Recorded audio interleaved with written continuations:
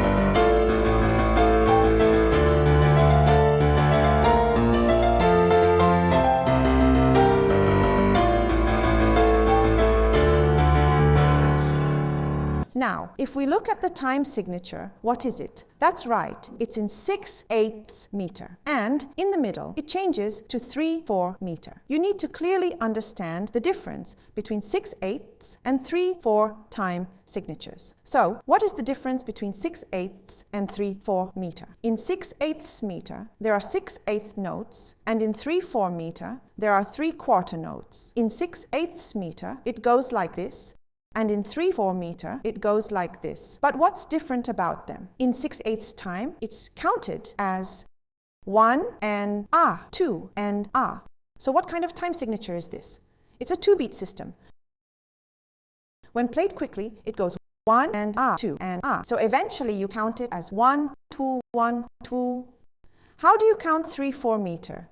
1, 2, 3, like this. This is a very significant difference. When I was in middle school, this was a common question in music class. What is the difference between 6/8 and 3/4 meter? So the answer was you had to pick 6/8, but there were 8 notes grouped in 3/4. Many students would think, oh, there are 6/8 notes, so this must be 6/8 time signature, and choose that. But this is wrong, right? It's not correct. 6/8 meter is a 2-beat system, and 3/4 meter is a 3-beat system. That's the difference. Now, let's look at the key signature. There's one flat. When we see one flat, we might think it's F major, with F as the tonic, but that's not always the case. It could either be in a major or minor key. If there's one flat, it could be in F major or in the minor key, which is 4 half steps down.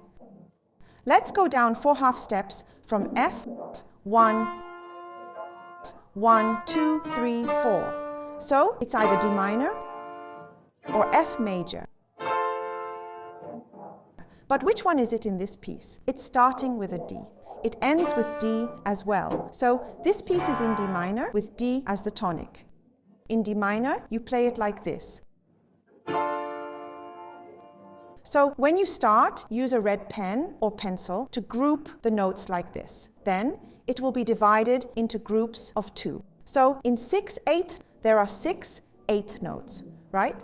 So I told you to group them as 1, 2, 3, 1, 2, 3. How should you play this rhythm? It should be played as 1, 2, 3, 1, 2, 3, right? So if you look at the first measure, it goes 1, 2, 3, 1, 2, 3. Okay, then the second measure has this rhythm, 1, 2, 3, 1, 2, 3. Let's try it slowly. Start like this. 1, 2, 3, 2, 2, 3. 1, 2, 3, 2, 2, 3. 1, 2, 3, 2, 2, 3. 1, 2, 3, 2, 2, 3. I've marked the accents for you. Do you know what accents are? It means to play those notes more strongly. That's right, play them more strongly, but don't hit them too hard because it will hurt your ears and arms. Instead of hitting them, it's better to feel like you're pushing and releasing. Just let it fall, like this. I've marked accents every 2 measures.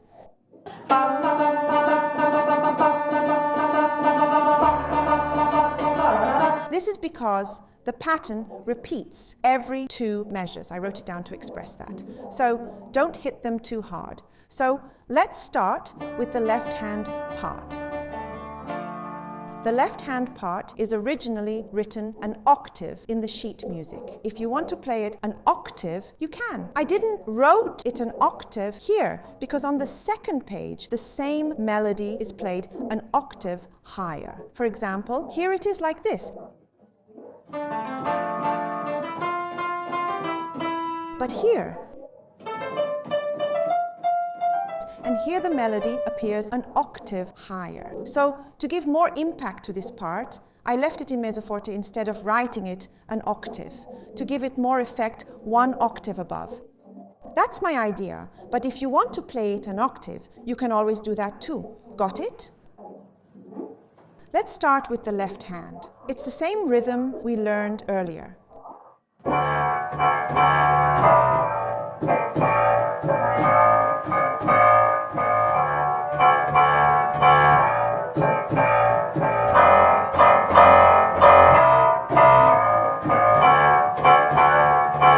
It's like this. 6/8 meter is a 2-beat system. So, in the first measure, which notes are important? The D notes are important, right? Because in a 2-beat system, this is the first beat, so it should be played lightly. If you play both notes with the same force and volume, the sense of rhythm won't be as lively, right? You need to know exactly where to put the emphasis and where to relax. Okay, so one more quiz. Which is more important between this D and this D? Yes, this D is the most important. That's right, the first D is the most important because it's the first beat of the measure. The same goes for the next measure. The first B flat is important and the second beats B flat is following important, right? How do you give emphasis? It's like bouncing a ball on the ground. How does the ball react? It bounces back, right? It's the same principle, like a rebound.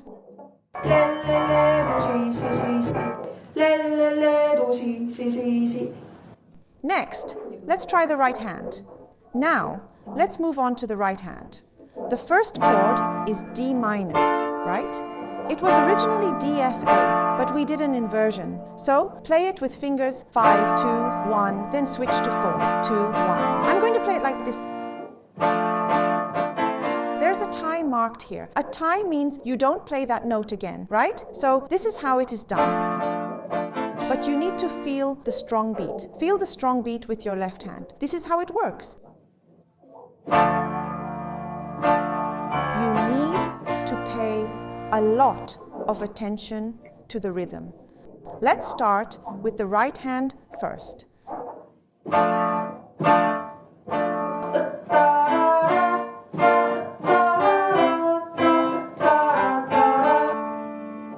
Play it like this. You should use minimal movement. If you lift this key too much and play it, you won't be able to play it quickly. Keep your hands close to the keys and move them as little as possible.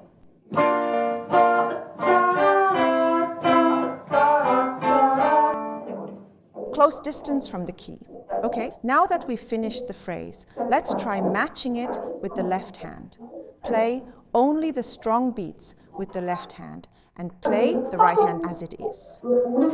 I will play it for you.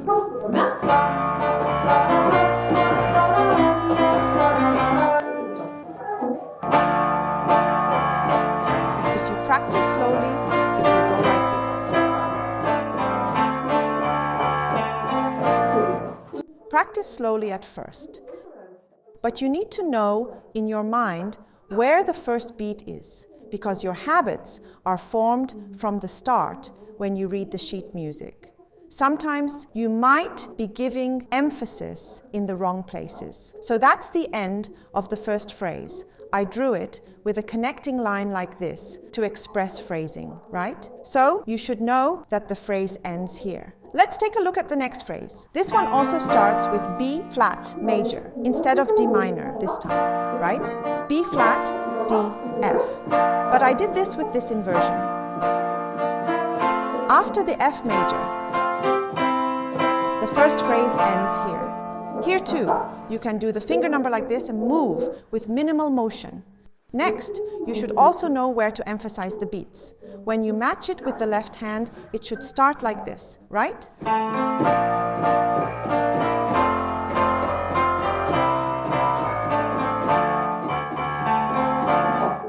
The same goes for the next part. The phrase is similar to the first one we learned, but a little different, right?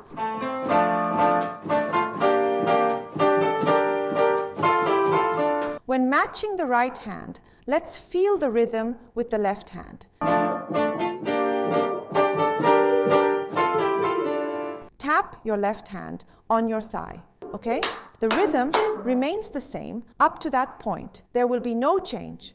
So I need to know exactly where I'm putting my points. When you match it with the left hand, it will sound like this. Then here, the rhythm changes. See here? You shouldn't play the tied notes either. So it should be like this.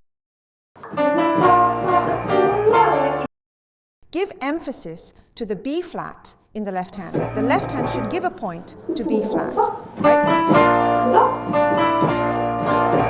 This rhythm comes out again. Give an accent and rest. Give emphasis to the downbeat. This rhythm is same as here also. By this point, 4 phrases have been completed, right? 1, 2, 3, 4 phrases are done. So, practice each phrase separately. For example, decide that today you'll practice just these 4 measures. First, read the sheet music, right? Play the left hand slowly, but know exactly where you're giving emphasis. Second, play only the first beat with the left hand and the right hand as written. Finally, play everything as written. Dividing the piece into phrases helps a lot. It's very helpful to divide them. The rest is the same. It's exactly the same, but the latter part changes slightly, with the right hand playing 1 octave higher and the left hand playing octave. If you were playing here before, now you play it an octave higher. If you played this note as a single tone before, now you'll play it as an octave. That's the difference. And the rest is the same. Similarly, be mindful of where you need to place the emphasis. Next time, we will learn about 3/4 meter, and we'll also cover the second theme, which is the section that functions as the bridge. Then see you next time. Thank you.